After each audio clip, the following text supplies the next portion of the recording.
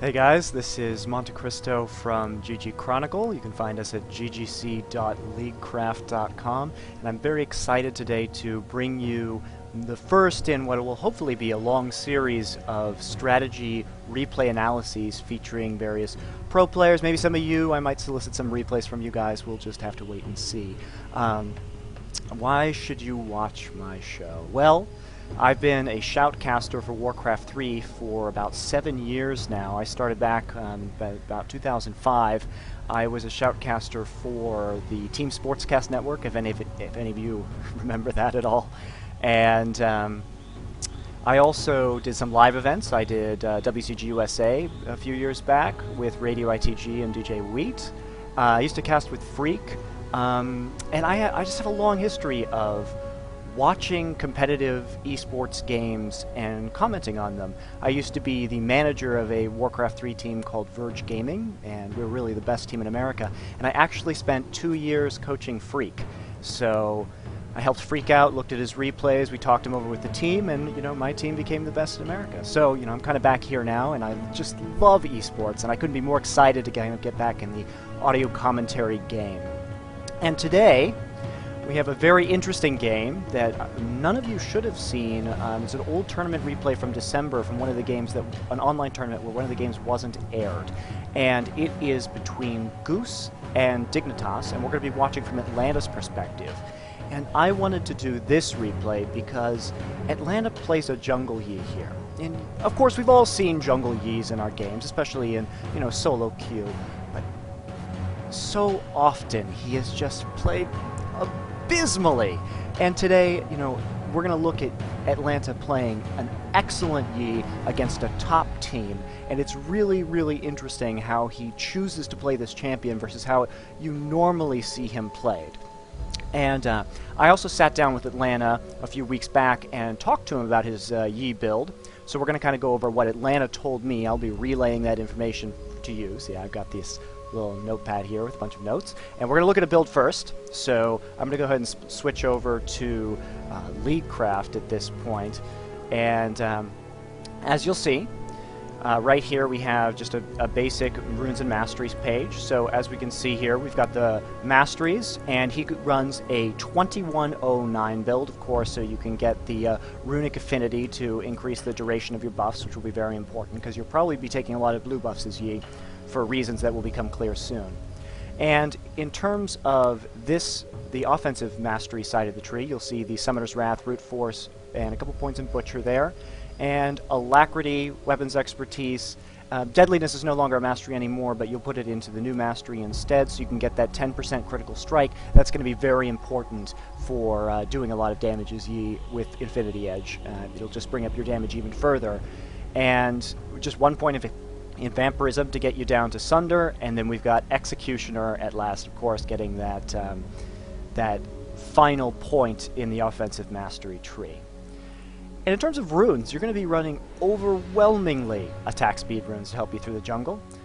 Everything is going to be attack speed. We've got the Greater Glyphs of Alacrity, the Seals of Alacrity, the Marks of Alacrity, but only 2 of these, and the Marks of Desolation, and you're also going to be getting the 3 attack speed quints. Okay, so that's kind of the build that you're going to be going with here, and we're going to talk a little bit more about items as we go along, because I've got some extra information from Atlanta that you're not going to be able to see, of course, from just one game. So we're going to go ahead and we're going to go into the League of Legends client here, and I chose to start this. This is all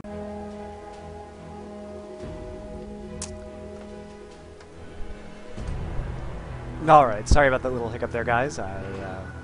Things didn't go as smoothly as I would have liked for that transition, but that's alright. So we're in the game now.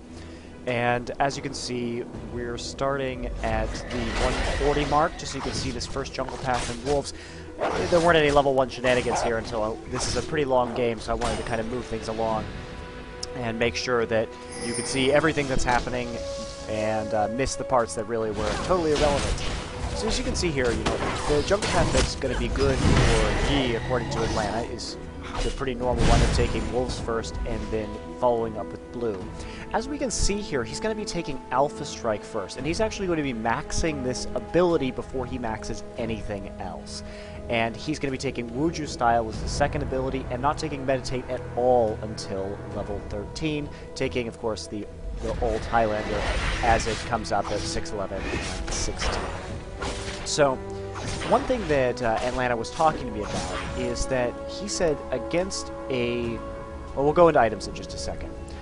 The first thing that Atlanta said was that the only time you actually want to activate Wuju Style, as you can see here, is when you're getting Lizard buff. And that's going to be important because that passive will actually allow you to clear the jungle faster because it has a 20-second cooldown than using it every time that it's up.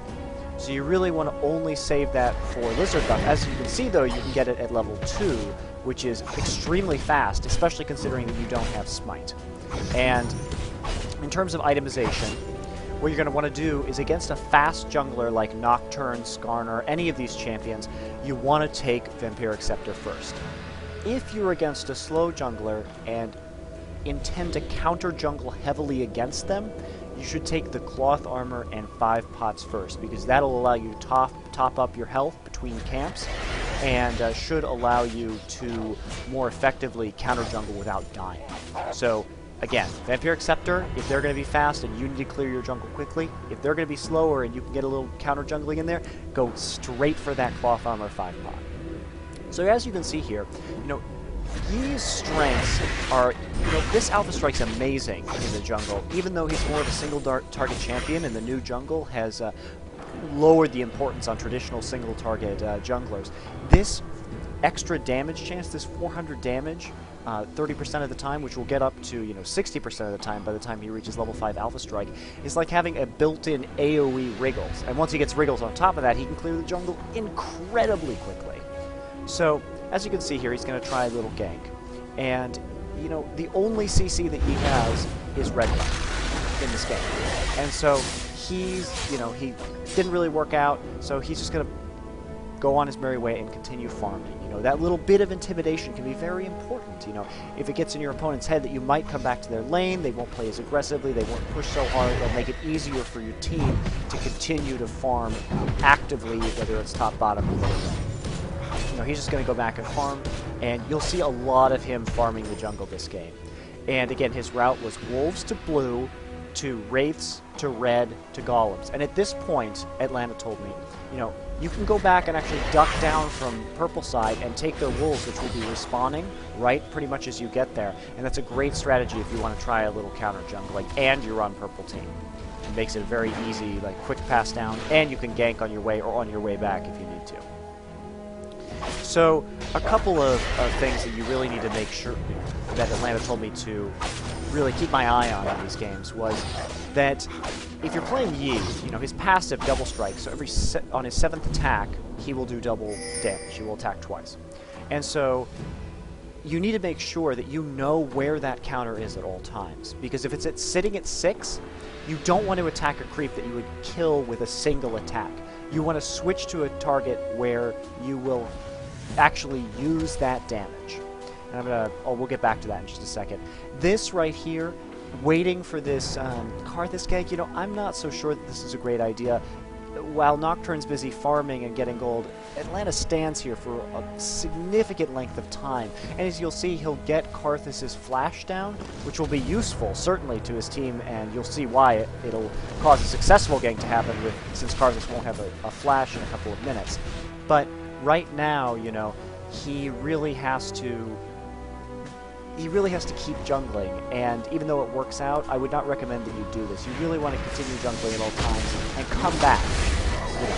But he gets a little damage in here, so everything seems okay. For the most part, that is.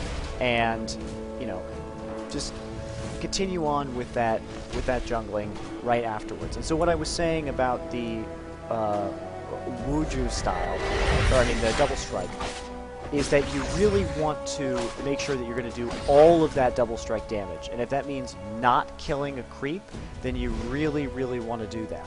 So, in order to get the full damage. So, instead of wasting the damage by overkilling one of your jungle mobs, instead change your target to a mob that has full health or closer to full health, depending on your Alpha Strike, and then from there, you're going to use that, use the double strike more effectively.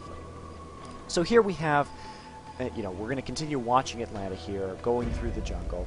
And you'll notice he still hasn't gone back to buy yet, because with this Vampiric Scepter and his offensive masteries, he pretty much has infinite sustain in this jungle.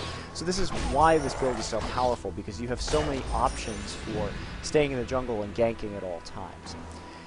Now, a lot of why he is successful in this game is because of his team comp. And while you can probably get away with playing Yi in solo queue in most situations, at a competitive level, having Maokai mid, who is not particularly blue dependent, is extremely important. Because Yi, as you can see here with his Alpha Strike, it's costing him 80 mana per Alpha Strike, and he only has 415 total mana right now. Without this blue buff, he wouldn't be able to clear these camps anywhere near as quickly. So, he would probably be a really bad pick against a highly blue-dependent mid lane, like Anivia, Cassiopeia, somebody who really needs that blue buff. But when you're playing with Maokai, not so much. We'll get back to them in a second. So right here, what you're going to see is this beautiful gank and a nice flash over the wall. And because he managed to eliminate Karthus' flash earlier, he gets that first blood. Now, fortunately, Maokai's going to gank him too. And while it turned out to be worth it, I still don't advocate, the standing there waiting for that previous gank to occur. You have that time, go and creep out another camp. Don't just stand there and wait. That's, it worked, but 90% of the time, it won't. And that flash over the wall, remember, I don't think that Atlanta knew that was going to happen. But he could have used those wraiths to charge up his double strike to the 6th spot, or 5th or 6th spot, then flashed over the wall and killed Karthus and got in his first or second attack off with that double strike. I think that probably what happened is Cloud needed him right then, and he wasn't really prepared for it to happen so quickly. He might have been planning to clear out those wraiths and get that double strike up, but we'll never know, will we? So in the meantime here, what I was saying about blue buff. So yeah, do not, if you're in solo queue and somebody is a mid before you and picks Anivia, please do not play Yi, because you will just not be effective without that blue buff. He's a very blue buff relying jungler. And if you are going to go Yi, tell your team and say, you guys need to pick somebody who's not going to have blue buff that often. Maybe they have a different rune page where they might have more mana regen than they might otherwise have taken. If you don't tell them, so be sure to tell your team what you're doing and that you are planning to use many of those blue buffs during the early and mid game in order to jungle very quickly and get a bunch of money. Now, as you can see here on the first back, what he's going to do is he's going to buy Wriggles and Berserker's Greaves, and those should always be your first 2 items. What you're going to want to do after that is build a Zeal, and then move into Infinity Edge. And after that, probably you're going to be looking at a Quicksilver Sash, depending on the situation. So, in this case, Atlanta recommended getting the Quicksilver Sash to me after when we spoke. We recommended getting the Quicksilver Sash after the Infinity Edge. But you'll see in this game, he actually gets it after his BF Sword, before the Infinity Edge is complete. And the reason why he'll do that, hold on, nothing's going to happen, but I'm just going to show you this, is there are 4 exhausts. 4! That's a lot of exhausts for one team, and then I guarantee you that's because he picked Yi, and they are trying to counter him in champ select. They said, well, let's just get a bunch of exhausts. And what Atlanta said to me is that Quicksilver Sash is almost overwhelmingly for exhaust to deal with that situation, because as Yi, you shouldn't be in the beginning of fights when a lot of the hard CC is thrown down. So what you want to do instead is wait for the hard CC to go down. But they're going to be saving that exhaust for you, believe you me. And then once that hits you, just go ahead and Quicksilver Sash it off, and you'll be in a much better position. So, you can see here his lanes are doing fine. They're holding their own. Maokai's going to be building, 10 gold, or 5 gold for 10 items, and he's going to be getting Aegis here. So he's, their team comp is really built around this Yi. You've got Maokai, who has a lot of CC and damage reduction so that Yi can run into the ult and then not take as much damage. You have Leona, who's, one of the hardest, CC champions in the game. And this team comp really works well because Yi is part of it, because Yi is building really glass cannon, and he has to be in melee range. He's unique in the fact that he's one of the few melee glass cannons. I mean, you can sort of build, I guess, Jin Zhao, maybe a couple other champs like that as well, but he more so than most needs to be doing that damage. He needs to be getting in there